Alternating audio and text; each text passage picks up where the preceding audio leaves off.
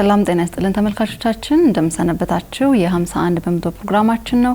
ዛሬ በ51 በመቶ ፕሮግራማችን የምናነሳው ርዕሰ ጉዳይ የህግ አካላትና የጾታዊ ጥቃት የሚለውን ይሆናል። ከዚህ ቀደም በሰራነው ፕሮግራማችን ላይ የተነሱ ሀሳቦች ነበሩ። ከዛም በኋላ አስከትለን ማህበረሰቡ ምንድነው እየሰራ ያለው፣ ሌሎች የተጀመሩ እንቅስቃሴዎች ውስጥ በምን መልኩ ነው እየሄዱ ያሉት በዚህ በጾታዊ ጥቃት ላይ የሚለውን ሰርተን ነበረ። ከዛም ደግሞ የህግ አካላትን ይዘን እንመጣለን ብለን ቃል በገባነው መሰረት ዛሬ ከነሱ ጋር ቆይታ ይኖረናል። እዚህ እንግዶቼ ሆነው የመጡት ደግሞ ረዳት ኮሚሽነር ፋሲል አሻግሬ በፌደራል ፖሊስ የህግ አገልግሎት ዳይሬክተር፣ እንቁ አስናቀ በጠቅላይ አቃቤ ህግ ሴቶችና ህጻናት ባለ ብዙ ዘርፍ ጉዳዮች ዳይሬክተር፣ ሉለስላሴ ሊበን የፌደራል ጠቅላይ ፍርድ ቤት የህጻናትና ፍትህ ፕሮጀክት ጊዜያዊ አስተባባሪ ናቸው። ከነሱ ጋር በሚኖረን ቆይታ በርካታ ርዕሰ ጉዳዮችን የምናነሳ ነው የሚሆነው። ቆይታችሁ ከኛ ጋር ይሁን። እንግዶቼ እንኳን ደህና መጣችሁ። እንኳን ደህና ቆያችሁ።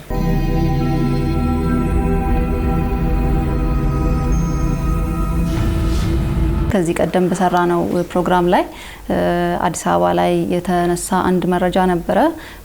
በሁለት ወር ውስጥ 101 ህጻናት ላይ ጥቃት ደርሷል የሚለውን አንስተናልና ከኮቪድ-19 ወረርሽኝ ወደ ኢትዮጵያ ከመግባቱ በፊት የጾታዊ ጥቃት ምንድን ነበር ያለው መረጃና ዳታ ምን ይል ነበር? አሁን ደግሞ ከኮቪድ በኋላ ያለው ምንድነው የሚያሳየው መረጃ የሚለውን ከሱ እንነሳና ወደ ሌሎች ጉዳዮች እንሄዳለን። በዚህ 3 ወር ማለትም በተለይ ኮቪድ ከተከሰተበት ጊዜ ጀምሮ የአስቸኳይ ጊዜ አዋጅ ውስጥ እንደሆነ ይታወቃል።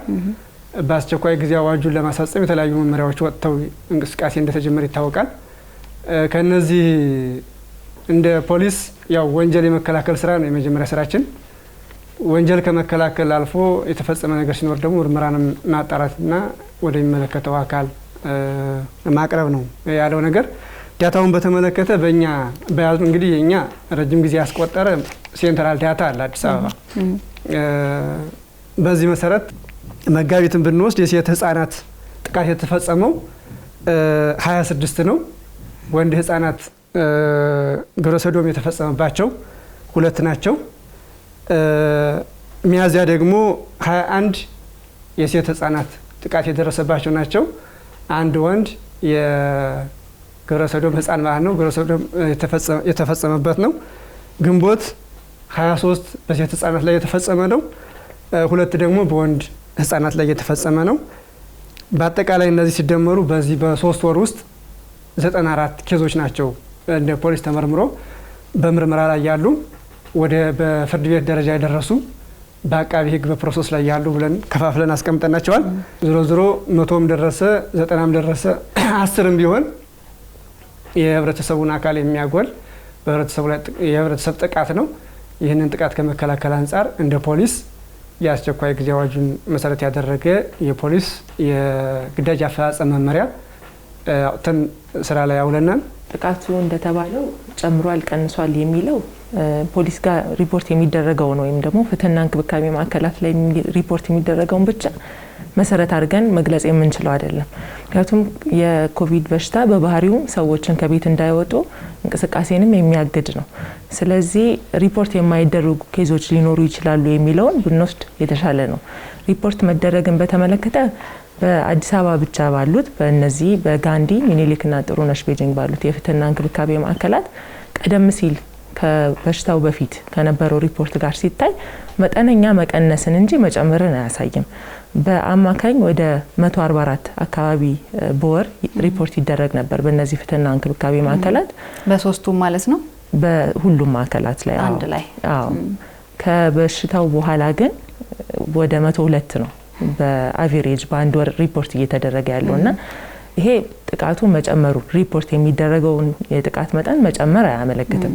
ሆኖም ግን ጥቃቱ ሊጨምር ይችላል ካለው ሁኔታ አንፃር የሚለውን ነው እንደ ፍትህ አካላት ከግምት ውስጥ የምናስገባው። እነዚህ ሪፖርት ከተደረጉ ጥቃቶች ውስጥ ምርመራ ተደርጎ አቃቢ ህግ ውሳኔ የሰጠባቸውና ወደ ፍርድ ቤት ያቀረባቸው ወደ 29 ያህል መዝገቦች አሉ። በፍርድ ቤት ተከፍቶ የችሎት ክርክር የተጀመረባቸው ማለት ነው። እነዚህ መዝገቦች አሉ። ከዛ ውጪ ደግሞ በምርመራ ላይ ያሉ መዝገቦች አሉ። ሆኖም የሴቶችና ህጻናትን ጥቃት ስናነሳ እነዚህ ከፍትህና እንክብካቤ ማዕከላት አገልግሎት ያገኙ ወሲባዊ ጥቃትን ነው እያወራን ያለ ነው እንጂ በጥቃት የሚፈጸም አይነቶች ካየናቸው በጣም ብዙ አይነት የጥቃት አይነቶች አሉ። እነዛን ቁጥር ካየን ከፍ ያለ ሊሆን ይችላል። በባህሪውም ደግሞ የተለያየ አይነት ወንጀሎች ስላሉ አሁን ግን ባለኝ መረጃ እስከ ግንቦት መጨረሻ 29 ያህል መዝገቦች ፍርድ ቤት ቀርበዋል። ሌሎች ደግሞ የተለያዩ ውሳኔ ያገኙና በምርመራ ሂደት ላይ ያሉ አሉ። ይሄ ዳታ በየቀኑ ይቀያየራል። ምክንያቱም በየዕለቱ የሚከፈት አለ፣ የሚዘጋ ፋይል አለ። እንግዲህ ወደ ፍርድ ቤት በሚመጣበት ሰዓት 29 ፋይሎች መጥተዋል ተብሏል። ነገር ግን ማየት ያለብን ምንድነው አንድ ወንጀል ዛሬ ተፈጸመ ማለት በተለይ በህፃናት ላይ የሚፈጸም ወንጀል ምርመራው ቀላል አይደለም፣ ጊዜ ይፈጃል። ምክንያቱም ምንድነው በአንድ ጊዜ ልጆች በዚህ ቦታ በዚህ ቀን በዚህ ሰዓት ብለው ለመናገር አይችሉም። በተለይ በጣም ህፃናት በሚሆኑበት ሰዓት የታይም ኮንሴፕታቸው የጊዜ አስተሳሰባቸው ትናንት ሊሉ ይችላሉ። የዛሬ ወር የሆነውን ትናንት ሊሉ ይችላሉ። አንዳንዶቹ ቃለም ማውጣት የማይችሉ ስላሉ ነገም ሊሉ ይችላሉ እና መቼ የሚለውን ነገር ማየት መወሰን በጣም ከባድ ነው። ማንኛውም ክስ ደግሞ ሲመሰረት አንድ ወንጀለኛ በዚህ ቀን በዚህ ቦታ በዚህ አይነት መልኩ ወንጀል ፈጽሟል ተብሎ ጥርት ያለ ክስ ሊመሰረት ይገባል። ምክንያቱም አንድ የተከሰሰ ሰው ራሱን ዲፌንድ ማድረግ መከላከል ስላለበት ማለት ነው እና እነዚህን ጥርት ያሉ ክሶች ለማዘጋጀት ህፃናት ጋር በሚደርስ ጾታዊ ጥቃት ላይ ፖሊስ እና አቃቢ ህግ ረዘም ያለ የክስ መዘጋጃ ጊዜ ያስፈልጋቸዋል። ምክንያቱም ጥርት ብሎ ካልተዘጋጀ ፍርድ ቤት ሲመጣ ምንድነው የሚሆነው? በቀላሉ በተከላካዮች ወይም በተከሳሹ አማካኝነት ሊፈራርስ የሚችል ክስ ይመጣል ማለት ነው። ስለዚህ ችኮላ ሊኖረን አይችልም መጀመሪያውኑ ማለት ነው። እንግዲህ አሁን 29 ፋይሎች አሉ። በቀደም ሲል ኮቪድ እንደመጣ ፍርድ ቤቱ በግማሽ እንዲዘጋና አስቸኳይ የሆኑ ጉዳዮች እንዲታዩ ተብሎ ነበር። በመሀል ላይ ልክ መጋቢት 30 አለፍ እንዳለ ክብርት የፌዴራል ጠቅላይ ፍርድ ቤት ፕሬዝዳንት ይሄ አስቸኳይ የሚባሉት ጉዳዮች ውስጥ ስፔሲፊካሊ ግልጽ በሆነ ሁኔታ ጾታዊ ጥቃትን መስተናገድ አለበት በሚል መግለጫ ሰጥተዋል። በፊት ያ ማለት አልተስተናገደም ማለት አይደለም፣ ግን አንድ ላይ እንደ ማንኛውም ጉዳይ ለአስቸኳይ በሚል ስያሜ ሳይሆን ስፔሲፊካሊ ለምሳሌ ቀለብ ህፃናት ልጆች ቀለብ የማይከፍሏቸው አባቶች ይኖራሉ፣ አባትነትን የካዱ ሰዎች ይኖራሉና ቀለብ አስቸኳይ ስለሆነ ያ ጉዳይ እንዲስተናገድ ተደርጓል ማለት ነው። ልክ እንደ ቀለብ ተብሎ ለብቻው ተቀምጦ እንደነበረው ጾታዊ ጥቃትም መስተናገድ አለበት በሚል ይሄው ትዕዛዝ ተሰጥቷል። እንግዲህ ከኮቪድ አንፃር ተደራሽ ለማድረግ ማህበራዊ ሚዲያውን ነው በብዛት የምንጠቀመው። ፌስቡክ ላይ ማየት ይቻላል። መቼ ቢባል ሚያዝያ 1-2 አካባቢ ሚያዝያ መጀመሪያ ላይ ይሄ ስፔሲፊክ ትዕዛዝ ተሰጥቷል። እስከዛ እንግዲህ በየምድብ ችሎቱ ተረኛ የወንጀልና የፍትሐ ብሔር ችሎቶች ነበሩ። በዛ ውስጥ ተካተው እንዲስተናገዱ ሲደረግ ነበር። ነገር ግን አሁን እየበዛ መጣ።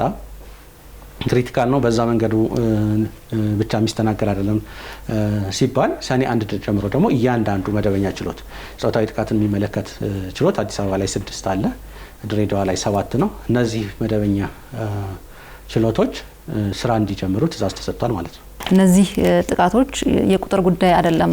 አሁን የሚያጨቃጭቀን እንደተባለው አንድም ህፃን ልጅ ብትሆን አንድም ህፃን ልጅ ቢሆን ህይወት ነው፣ ዜጋ ነው። ስለዚህ ለሀገሪቱ ይጠቅማል፣ ልናሳድገው ነው። ነገ ሀገርን ሊረከብ የሚችል ህፃን የምትችል ህፃን ነው የምናሳድገውና የነሱ ህይወት ስለሚያሳስበን ነው የምንነጋገረው እንጂ ቁጥሩ ስለበዛም ስላነሰም አይደለምና እነዚህ አይነት ነገሮች ግን እንዲመጡ ያደረጉ በርካታ ምክንያቶች ይኖራሉ። እናንተም የምታያቸው ነገሮች ይኖራሉና ምንድነው ምክንያቱ ብላችሁ ታስባላችሁ? በአንድ በኩል የግንዛቤ ችግር ነው።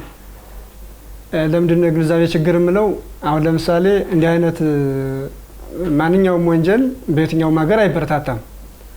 እንደዚህ አይነት ጾታዊ ጥቃት ደግሞ ከሞራል አንፃርም ከኢኮኖሚም ከፖለቲካም አጠቃላይ ከማህበር ግንባታ አንፃርም ችግር ፈጣሪዎች ናቸው። በተለይ በቤተሰብ የሚፈጸሙ እንትኖች ሚስጥር ላለማውጣት ይባላል። የተለያዩ ምክንያቶች አሉ። ከባህል አንፃርም ከሞራል አንፃርም ሲታይ ጉዳት አለው።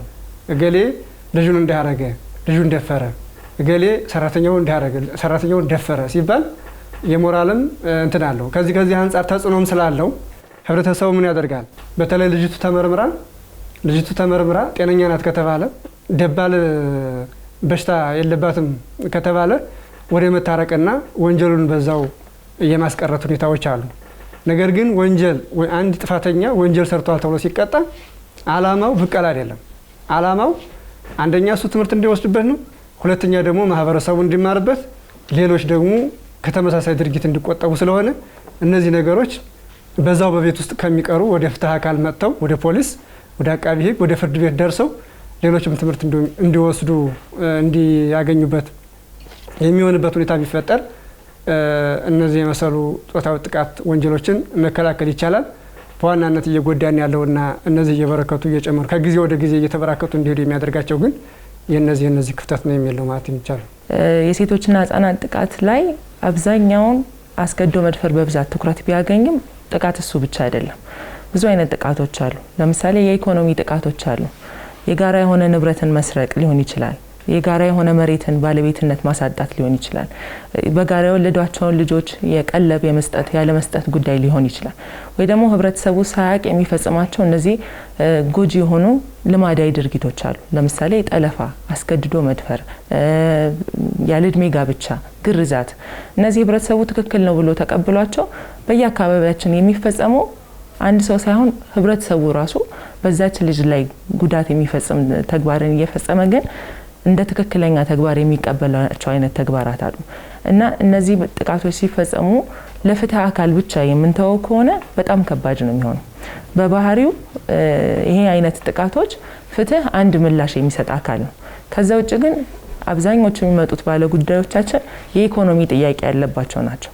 የማህበራዊ ድጋፍ የሚፈልጉ ናቸው። የስነ ልቦና ድጋፍ የሚፈልጉ ናቸው። ከህብረተሰቡ ድጋፍ የሚፈልጉ ናቸው። መልሰን ወደ ቤታቸው ስንሸኛቸው የአካባቢያቸው መጠቋቆሚያ መሆን የለባቸው። ሁለተኛ የመጀመሪያ ጊዜ ፈቃደኛ ሆኖ የማመልከት ሁኔታ አለ። ከዛ በኋላ ግን መልሶ ኬዙን ያለ መከታተል ጉዳይ አለ።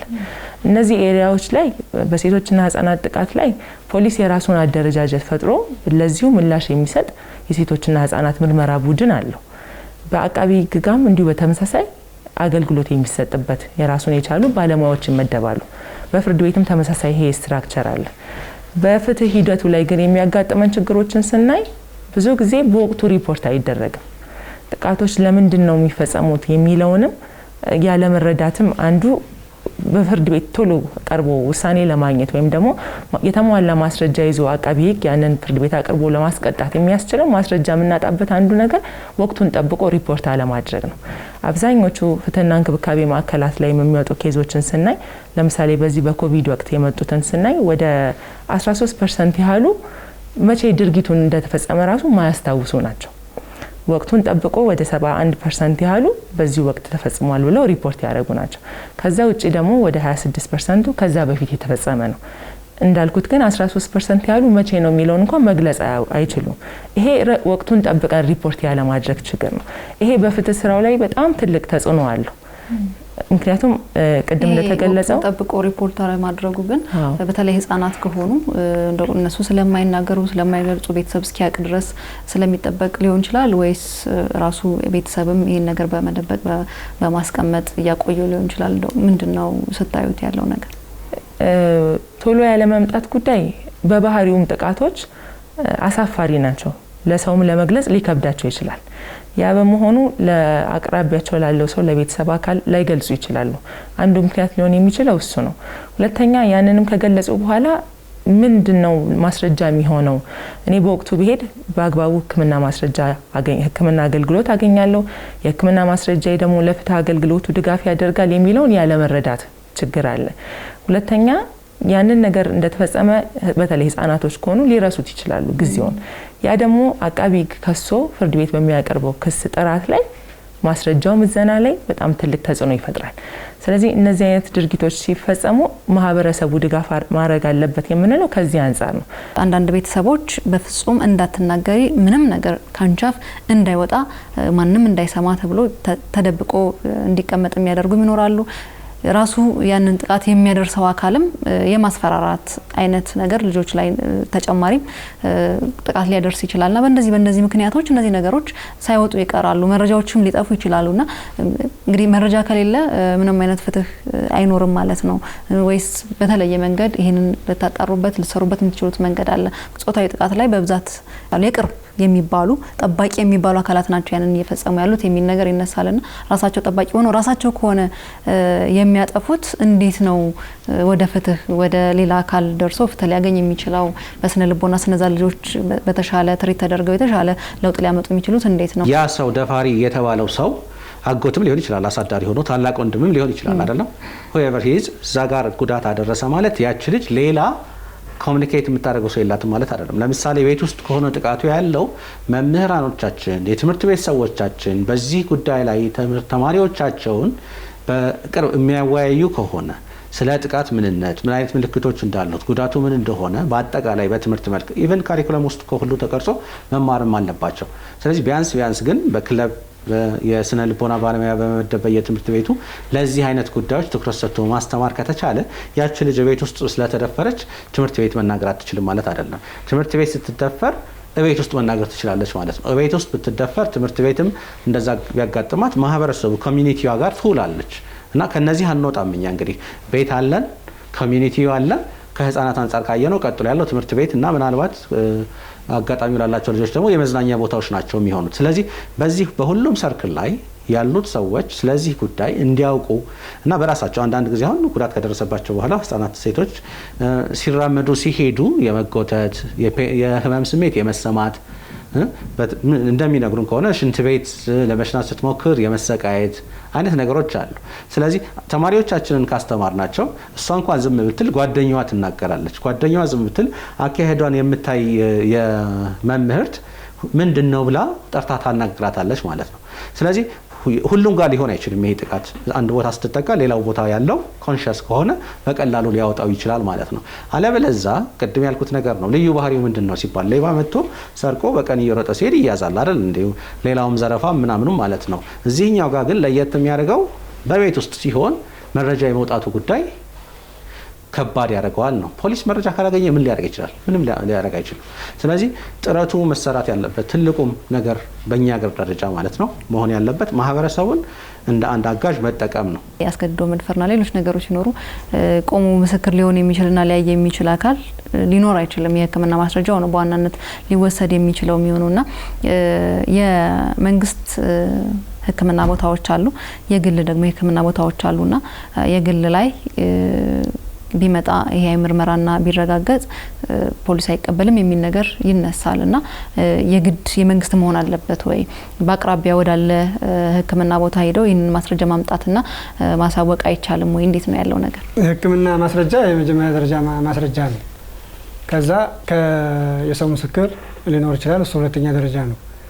በአብዛኛው የሰው ምስክር ላይገኝ ይችላል። ምክንያቱም እንደዚህ አይነት ወንጀሎች የሚፈጸሙት በድብቅ ስለሆነ ሰው ሳያቸው ስለሆነ ላይገኝ ይችላል። ዋና ማስረጃ የሚሆነው የሕክምና ማስረጃ ነው። የሕክምና ማስረጃ ደግሞ የመንግስት ብቻ የሚል የለም። ህጋዊ የሆነ ፍቃድ ያለው የሕክምና ማዕከል የቀረበ ማስረጃ ካለ አንቀበልም የሚል እንትን የለኝም። የፍትህና እንክብካቤ ማዕከላት በሚል አሁን በአዲስ አበባም እንዲሁም አሁን ደግሞ በየክልሉም እየተስፋፉ ነው ያሉት።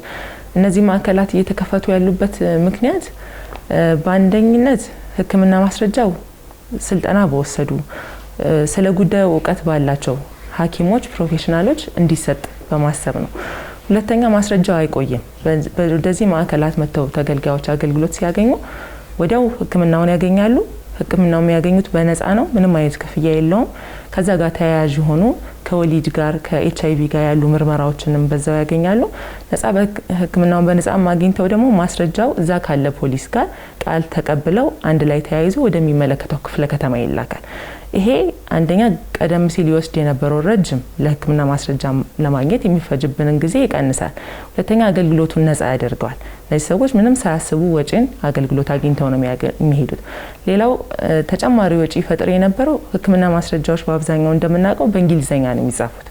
አሁን ግን በማዕከሎቹ ጋር ለዚሁ አገልግሎት የተቋቋሙ ስለሆኑ በአማርኛ ለፖሊስ ለፍትህ አገልግሎቱ በሚመች መልኩ ተገልጾ ይላካል። ይሄንን አስተርጉሙ በሚባል ተጨማሪ እነሱ ላይ የነበረውን ጫና ይቀንሳል።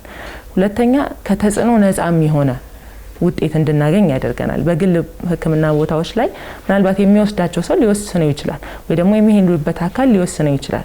ከዛ ውጪ በሆነ ግን ነፃ በሆነ ለዚሁ ዓላማ በተቋቋመ ቦታ አገልግሎቱን ሲያገኙ ወጥ በሆነ አሰራር ማስረጃዎችን ለማግኘት ያስችለናል። እነዚህ የሕክምና ባለሙያዎችም አስፈላጊ በሚሆኑበት ጊዜ ፍርድ ቤት ቀርበው ማብራሪያ ይሰጣሉ። ይህንን አገልግሎት ለማቀላጠፍ ለተገልጋዩ ታስቦ የተከፈቱ ናቸውና የሚመረጠው ወደ እነዚህ ማዕከላት እንዲሄዱ ነው።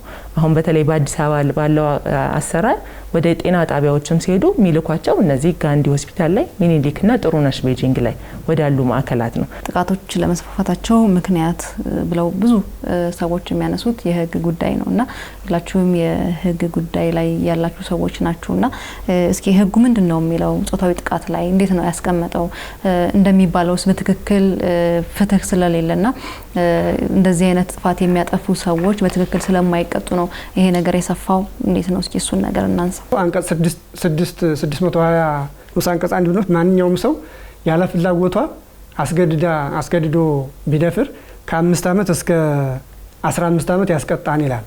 ይሄ ሆኖ እያለ ወንጀሉ የተፈጸመው ግን ይላል ለምሳሌ ወንጀሉ የተፈጸመው ግን ከ13 ዓመት የሞላት ሆኖ 18 ዓመት ያልሞላት የሆነ እንደሆነ በሰራተኛው ላይ የሆነ እንደሆነ በእድሜ መጃጀት ምክንያት ወይም ደግሞ ህፃን በመሆኗ ምክንያት ማገናዘብ ባለማትችል ላይ በእነዚህ ላይ የተፈጸመ እንደሆነ እንደ ነገር ሁኔታ ከ5 ዓመት እስከ 20 ዓመት ይልና ጥቃቱ ወይም ወንጀሉ የከባድ አካል ጉዳት ወይም የህይወት አደጋ ያደረሰ ከሆነ ደግሞ እስከ እድሜ ልክ ይላል። የፍርድ ቤት አካሄድ የራሱ የሆነ ስህተት ቢሰራ የሚያረምበት ሜካኒዝም አለው። ምንድነው? መጀመሪያ ደረጃ ፍርድ ቤት ክስ ይቀርባል፣ ያከራክራል፣ በነፃ ሊያሰናብት ይችላል። በቂ ማስረጃ የለም ብሎ ከቅጣት ማነስ የበለጠ ነፃ ነው ይሄ ሰው ድርጊቱን አልፈጸመም ተብሎ ሊሰናበት ይችላል። ያም የሆነው የአቃቢ ህግ ማስረጃ ሲሰማ በቂ የሆነ ማስረጃ ይዞ አልመጣም አቃቢ ህግ ነው። ከዛ ቀጥሎ ደግሞ አቃቢ ህግ በቂ ማስረጃ አለው። ስለዚህ ተከላከል ይባላል። ሰውየው ተከላከል ማለት ምንድነው? ይሄን ድርጊት እንዲህ በዚህ ሰዓት በዚህ ቀን በዚህ ቦታ በዚች ልጅ ላይ ፈጽመሃል ተብለሃልና ምን ትላለህ አንተ ሲባል እኔ ድርጊቱን አልፈጸምኩትም፣ ምክንያቱም ድርጊቱን ፈጽሜያለሁ ካለ ወዲያውኑ ባመነው መሰረት ጥፋተኛ ነው የሚባለው፣ ክርክር ማይካሄድ እና ያንን ድል ተከሳሾች የሚጠቀሙት ለምንድነው?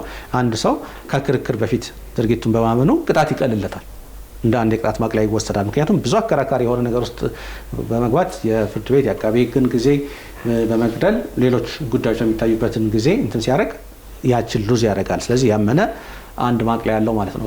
ተከላከል ተብሎ በቂ መከላከያ ማስረጃ ሊያቀርብ ይችላል ሰውየው። ስለዚህ የአቃቢ ህግ ማክበጃና የተከሳሹ ማቅለያ ታይቶ ዳኛው ከፍና ዝቅ ብሎ ከመነሻ ቅጣቱ ሊወስን ይችላል ማለት ነው። ይሄ ውሳኔ በቂ አይደለም፣ 10 ዓመት በጣም ትንሽ ነው፣ ሰውየው ከዚህ በላይ ነው፣ 16 ዓመት መሆን አለበት፣ 20 ዓመት መሆን አለበት፣ እኛ የሚያቀርብነው ማስረጃ ይሄን ያሳያል ካሉ ይግባኝ ማለት ይችላሉ ማለት ነው። ወዲያው ነው ሲስተሙ እንደ ሲስተም ስህተት መስራቱን ሊሰራበት እንደሚችል በማመን ነው የይግባኝ ሲስተሙን አደራጅቶ የተቀመጠው ፍርድ ቤት ማለት ነው። 10 ዓመትም 5 ዓመትም በዋስም ተለቀቁ እንበል። ነገር ግን እንግዲህ 10 ዓመትም ተወሰነ 15 ዓመት ወይም 5 ዓመት ያ ሰው ያን ውሳኔ ሲወሰንበት ጥፋተኛ ነው ማለት ነው። ጥፋተኛ ባይሆን ኖሮ በነፃ ነው ሊሰናበት የሚችለው የሚለቀቀው። ጥፋተኛ ሆኖ ከተገኘ እንደዚህ አይነት ውሳኔዎች እንደዚህ አይነት የ5 ዓመት የ10 ዓመት እንደዚህ ቅጣቶች በትክክል አስተማሪ ናቸው ወይ የሚለውንም ልናነሳ እንችላለን። ምክንያቱም ጥፋተኛ ነው ብለናል፣ ኦሬዲ በቃ ተደምድሟል እኮ አይደለ? ጥፋቱ ተረጋግጧል። እንደተባለው የሚያቀልባቸው መንገዶች ሊኖሩ ይችላሉ። በትክክል እንደዚህ አይነት ነገሮች ጥፋት ናቸው ተብለው ከተቀመጡ እንደው የማቅለያ መንገዶችን መጠቀሙስ የእውነት አስፈላጊ ሊሆን ይችላል ወይ? ዳኛ የሚያደርገው በፓርላማ የወጣ ህግን ማስፈጸም ነው። በእኛ ሀገር ህግ አሁን ሰው የገደለ ሰው በሞት ይቀጣል አይደል? ከዛ በመለስ የእድሜ ልክ እስራት አለ። ከዛ ደግሞ 25 ዓመት የሚል የተቀመጠ ቅጣት አለ። እንደ ወንጀሉ አይነት ከፋፍሎታል። ለምሳሌ በአንድ ትልቅ ሴት ላይ የደረሰ ጾታዊ ጥቃት እስከ 15 ዓመት ሊያስቀጣ ይችላል ይላል። ከባድ ከሆነ እስከ 20 ዓመት ይሄዳል ይላል። ህፃን ከሆነች ግን ራሷን የመከላከል አቋም ምንድነው? ይቀንሳል። ለማምለጥ ያላት እድል ይቀንሳል አይደለም? ለመናገር ለማስታወስ ቅድም ያወራናቸው ችግሮች አሉ አይደለም? የ5 ዓመት ልጅ 4 ዓመት ልጅ ስትሆን ከ19 ዓመቷ ሴት የበለጠ ለጥቃት ትጋለጣለች። ራሷንም ለመከላከልና ዲፌንድ ለማድረግም አችልም፣ ኢቭን ፊዚካሊ ለመከላከል ለማምለጥ። ስለዚህ የሁለቱ ሲቀመጥ የህፃኗ ራሷን መከላከል ባለመቻሏ ከእድሜዋ አናሳነት የተነሳ ከ13 ዓመት በታች ያሉ ልጆች በተለይ ልዩ ጥበቃ ያስፈልጋቸዋል። ስለዚህ እስከ 25 ዓመት ሊያስቀጣ ይችላል። እንደ ሁኔታው እድሜ ልክም ሊሆን ይችላል ብሎ ህጉ አስቀምጦታል። እንደ እድሜው አንዱ ወሳኝ የሆነ የእድሜ ጉዳይ። ቲኔጀሮቹ ለምሳሌ ለዚህ አይነት ነገር ሊታለሉ ይችላሉ። በቀላሉ በትንሽ ነገሮች ተታለው እዛ ቦታ ከሄዱ በኋላ ለመደፈር ይችላሉ። አዋቂዋ ሴት ግን መጀመሪያውኑ ያንን ሴታፕ አውቃ ልትጠነቀቅ ትችላለች ነው። ስለዚህ ቨልነራቢሊቲያቸው በጨመረ ቁጥር እነሱ ላይ የሚደርሰውን ጉዳት ወይም ጥፋተኛ የበለጠ የመቅጣት ሀሳብ ይዞ ነው እየተንቀሳቀሰ ያለው ህጉ ማለት ነው። እንደው በዚሁ እንተን በልና በቆይታችሁ ህግ ላይ በሚሰሩበት ጊዜ እንደው በዚህ አይነት ጥፋት እድሜ ልክ እስራት ወይም የመጨረሻውን 25 ዓመት ቅጣት የተቀጣ ሰው አጋጥሟችሁ ያውቃል? ሰሞኑን ያለ ይመስለኛል። ኦኬ ኦሬዲ ያለቀ የተፈረደ ማለት ነው። 25 ዓመት እርግጠኛ አይደለሁም፣ ገና በወሬ ደረጃ ነው የሰማሁት፣ ግን 25 ዓመት የተባለ ሰምቻለሁ። ምናልባት በዚህ በሰኔ ወር ውስጥ ህጉ ቁጥርን ሲያስቀምጥ እንደተባለው ከህጉ አንፃር በወንጀል ህጉ ከተቀመጡት የቅጣት መጠኖች አንፃር በአስገድዶ መድፈር ወንጀሎች ላይ የተቀመጡት ከፍተኛውን ነው የተቀመጠው ማለት ነው። እንደ እድሜያቸው እንደተገለጸው በእድሜ ተከፋፍሎ ሆኖም የትኛው ቁጥር ላይ ቢቀመጥ ነው ህብረተሰቡን የሚያስተምረው ተከሳሹን የሚያስተምረው የሚለው ሰብጀክቲቭ ነው ብዬ አስባለሁ። ምክንያቱም ሁሉ ጊዜ አከራካሪ ስለሆነ ይሄ ቅጣት በቂ ነው ወይ የሚል ጥያቄ ሁሉ ጊዜ የሚነሳል። እነዚህ ቁጥሮች ሲቀመጡ እንዲህ እንደ ህግ ባለሙያ ከምናወራው ባለፈ ሳይንቲፊካሊ አስተማሪ ነው ወይ የሚለውን ታስቦ የሚቀመጥ ይመስለኛል። ከዛ በአፈጻጸም ሁኔታዎች ደግሞ ማቅለያ ማክበጃ ሲባል የሚቀንሱት ነገሮች እንዳለ ሆኖም ግን ተከሳሹን ይቀይረዋል የሚለው እንደየሰውም ሁኔታ ይለያያል።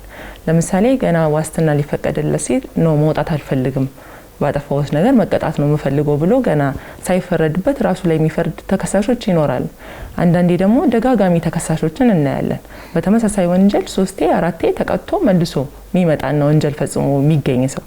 ስለዚህ ቁጥሮቹ ባለፈ በዛኛው በተከሳሹ ወይም ደግሞ ይሄን ወንጀል ፈጽሟል የምንለው ሰው ማንነት ይወስነዋል አስተማሪነቱ ላይ። በተደጋጋሚ እንደዚህ አይነት ወንጀሎችን የሚፈጽሙ ሰዎች አሉ። አሁንም እያነሳችሁ ነበር።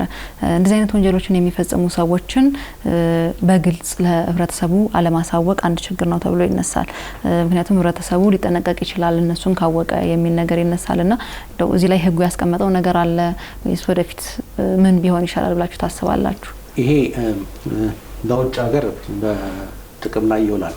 የምንድነው የውጭ ሀገር ሲስተሙ ማድራሻው ምኑ የተመቻቸ ነውና ዳታቤዝ ተዘጋጅቶ የዚህ አይነት ሰዎች በተለይ በህፃናት ላይ ጥቃት የሚፈጽሙ ሰዎች ወደ አንድ አካባቢ ሙቭ አድርገዋል ሲባል ለዛ አካባቢ ሰዎች ያ ሰው የዚህ አይነት ችግር እንዳለበት 10 ዓመት 15 ዓመት ወይም 20 ዓመት ታስሮ የወጣ እንደሆነና ግን ፔዶፊል ተብሎ በህፃናት ላይ ጥቃት የሚፈጽም ተብሎ ተለይቶ ይታወቃል።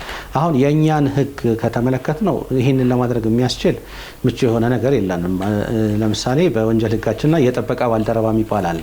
ስለዚህ እሱ ነገር ቢቋቋም ምናልባት ሰዎች ያንን ፎሎ አፕ የሚወጡ ከእስር ቤት የወጡትን አደገኛ የሆኑ ሰዎችን የሚከታተል በየጊዜው መጥተው ፈርመው መኖራቸውን እንቅስቃሴያቸውን የት ቦታ እንደገቡ ፎሎ አፕ የሚያደርግ ነገር ሊኖረው ይገባል። ፍርድ ቤት እንደ ፍርድ ቤት አሁን ውሳኔ ከሰጠ በኋላ እንዴት አድርጎ ነው የሚከታተለው? በጣም አስቸጋሪ ነው የሚሆነው። ምክንያቱም ሰው 10 ዓመት ተፈርዶበት ከ10 ዓመት በኋላ ወጥቶ ከዚህ ተነስቶ ሀረር ሊሄድ ይችላል፣ ከዚህ ተነስቶ ጅቡቲ ሊሄድ ይችላል እና እንደ ሲስተም ምናልባት ለወደፊቱ ይሄንን አይነት የጥበቃ ባልደረባ የሚባለውን ጽሕፈት ቤት በደንብ ቢቋቋም በአንድ በኩል ወደ እስር ቤት መሄድ የሌለባቸውና በውጭ ነው ቤተሰባቸውን እየረዱ እየሰሩ ሊታረሙ የሚችሉትን ሰዎች በትክክል የተሰጣቸውን ቅጣት እየፈጸሙ መሆኑን ያረጋግጣል።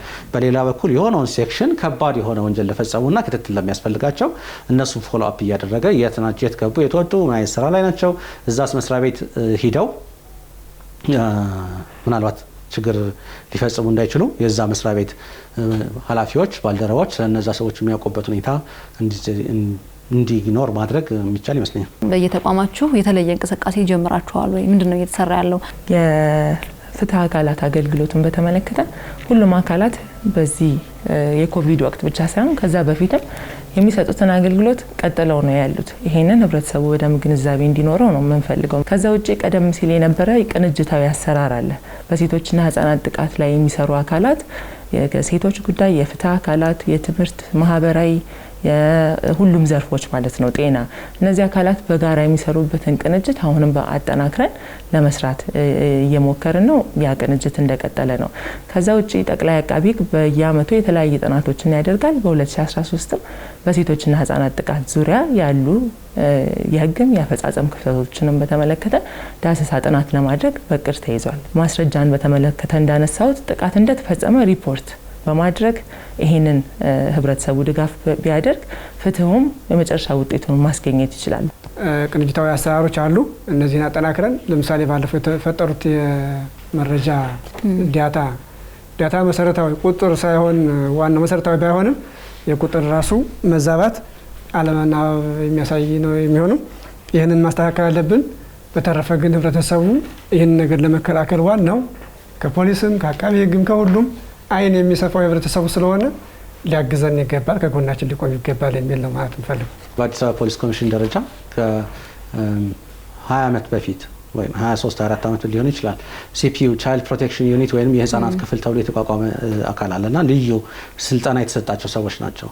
ምናልባት አሁን እየሰፋ ስለሄደ ከተማውም የህዝቡን ብዛት በክፍለ ከተማ ደረጃ የተሻለ አደረጃጀት የተሻለ የሰው ኃይል የሰለጠነ የሰው ኃይል በእድገት የተነሳ ወደ ሌላ ክፍል ከሚሄዱ ይልቅ የነሱን የካሪየር ስትራክቸር የማሳደግ የመሳሰሉት ነገሮች ይኖራል። ለበዛ ሁል ጊዜ ስልጠና ቢሰጥም እየለቀቀ የሚሄድ ከሆነ ክፍተት ይኖራል። ይሄ ለፖሊስም ለአቃቤ ህግም ለዳኛም የሚሰራ ነገር ነው። ስለዚህ በሰው ኃይል በአደረጃጀት በመሳሰሉት ነገሮች ልምድ ያላቸውን ሰዎች ለማቆየት መሞከር ይኖርብናል። ስልጠና ማስፋፋት ይኖርብናል።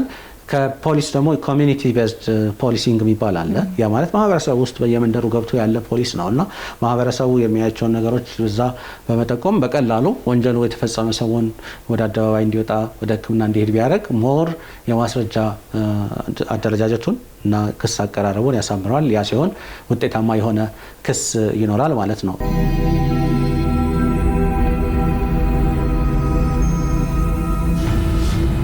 ተመልካቾቻችን ዛሬ በ51 በመቶ ፕሮግራማችን በጾታዊ ጥቃት ላይ የህግና የፍትህ አካላት ምንድነው እየሰሩ ያሉት፣ ህጉና የተቀመጠው ነገርስ በትክክል ተፈጻሚ የሆነ ነው ወይ የሚለው ነገር ነው ስናነሳ የቆየ ነው። እዚህ እንግዶቼ ሆነው የመጡት ደግሞ ረዳት ኮሚሽነር ፋሲል አሻግሬ የፌዴራል ፖሊስ የህግ አገልግሎት ዳይሬክተር፣ እንቁ አስናቀ በጠቅላይ አቃቤ ህግ ሴቶችና ህጻናት ባለ ብዙ ዘርፍ ጉዳዮች ዳይሬክተር፣ ሉለስላሴ ሊበን የፌዴራል ጠቅላይ ፍርድ ቤት የህጻናትና ፍትህ ፕሮጀክት ጊዜያዊ አስተባባሪ ነበሩ። ፕሮግራሙን አዘጋጅቼ ወደ እናንተ ያደረስኩት ደግሞ እኔ ከሳነሽ ፈንታሁን ከመላው ስቱዲዮ ባለሙያዎች ጋር በመሆን ነበር። በሚቀጥለው ሳምንት ከሌሎች እንግዶች ጋር በሌላ ሀሳብ እንገናኛለን። እስከዛው ሰላም ቆዩልን። እንግዶች ስለመጣችሁ አመሰግናለሁ።